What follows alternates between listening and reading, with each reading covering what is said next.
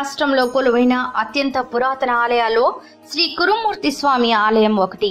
మహబూబ్ నగర్ జిల్లాలోని పాలమూరు ప్రజలు కురుమూర్తి స్వామిని ఇష్టదైవంగా కొలుస్తారు. 4 సంవత్సరాల క్రితం కొండ గుహలలో కొలువు తీరిన స్వామికి 700-800 సంవత్సరాల నుండి ముక్కర వంశరాజులు పూజించి తరించారు.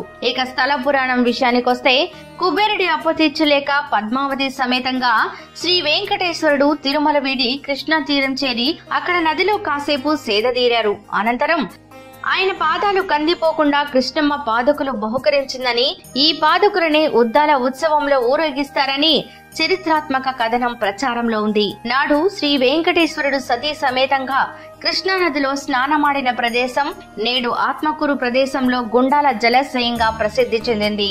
ఇక పాలమూరు జిల్లా చిన్న చింతకుంట మండలం అమ్మపూరు గ్రామ సమీపంలో 7 కొండల మధ్య స్వయంభూవై లక్ష్మి సమేతంగా వెలిశారు ఈ స్వామి. ఈ ఆలయానికి ఎన్నో ఏళ్ల చరిత్ర ఉంది. రాజుల పాలనలో ఆలయాన్ని అభివృద్ధిలోకి తీసుకువచ్చారు.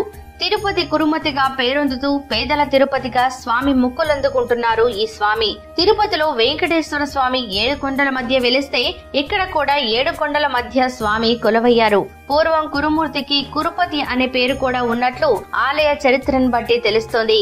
ఇక తిరుపతి క్షేత్రం పర్వపుత్రుడై ఆనందగిరిపై శ్రీనివాసుడు వెలియగా ఇక్కడ కురుమూర్తి పర్వతము అనంతగిరిలోని ఒక భాగమేనని, అక్కడ వెలిసిన స్వామివారే ఇక్కడ వెలిసారని ఈ క్షేత్ర స్థల పురాణాలను బట్టి తెలుస్తోంది. స్వామివారి మూర్తి విగ్రహంలో కూడా తిరుపతి శ్రీ వెంకటేశ్వర స్వామిని పోలిన భంగిమలు ఉన్నాయి. తిరుమల ఎక్కేటప్పుడు మొదట శ్రీపాదాలు ఉన్నట్లే కురుమతిలో కూడా స్వామి కొండపైకి ఎక్కేటప్పుడు పాదాలు ఉన్నాయి. ముక్కర వంశరాజులు చేయించిన స్వామి ఆభరణాలే స్వామికి బ్రహ్మోత్సవాల సమయంలో అలంకరిస్తారు. ఇక ఈ స్వామివారి ఆలయం 1350 ప్రాంతంలో నిర్మాణం జరిగినట్లు ఆధారాలను బట్టి తెలుస్తుంది. శ్రీరాంభూపాల్ పూర్వమే ఈ ఆలయం నిర్మించినట్లు తెలుస్తుంది. ఇక ఈ ఆలయ విశేషాలను మరికొన్ని తెలుసుకుందాం. తిరుపతి లాగానే ఇక్కడ విఘ్నేశ్వరుడి విగ్రహం లేదు. తిరుపతి లాగానే ఇక్కడ కూడా 7 కొండల మధ్య వెంకటేశ్వరుడు కొలువై ఉన్నాడు. తిరుపతి లాగానే ఇక్కడ కూడా స్వామి నిలుచున్న భంగిమలో ఉన్నాడు. ఇక తిరుమల మెట్లపై వెళ్లేటప్పుడు శ్రీపాద చిహ్నాలు ఉన్నట్లుగానే ఇక్కడ ఉన్నాయి. కురుమూర్తి దర్శనానికి వెళుతున్నప్పుడు మోకాళ్ల గుండు ఉంది. శేషశైలంలో స్వామివారికి అలిపిరి మండపం లాగే ఇక్కడ ఉద్దాల మండపం ఉంది.